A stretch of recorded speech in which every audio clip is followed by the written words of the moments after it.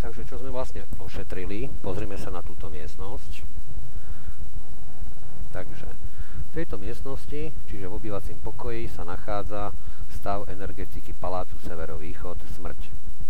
Ďalej do objektu je vchod, tretia tretina juhovýchodu, špatný separácie. Ten je ošetrený. Energetiku nedostatku energie alebo žiadnej energie ešte ošetrenú nemáme, ale ošetrili sme jednotlivé okná kryštálmi v celom severovýchode. A to si môžeme ísť pozrieť, že ktoré, čiže ošetrenie okien, a ošetrili sme škandály a zlá reputácia, špatný pre peníze a špatný pre kariéru. Zároveň si ale pozrite, že nie len, že v danom paláci je nedostatok energie, ale sú tam aj energetické straty cez francúzske okná, ktoré sme tiež ošetrili.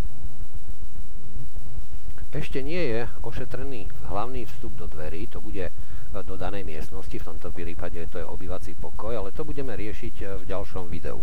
Vy si teraz skúste dať do takej postupnosti, že čo bolo vlastne ošetrené, hlavný vchod, chýbajúca teda energia, to palác je v stave energie 0, čiže žiadna alebo smrť, čo prichádzalo do miestnosti cez okná a čo bolo vyplavované vlastne z celej miestnosti preč, čiže energia, ktorú by ste aj doplnili, že vyšla preč, odišla.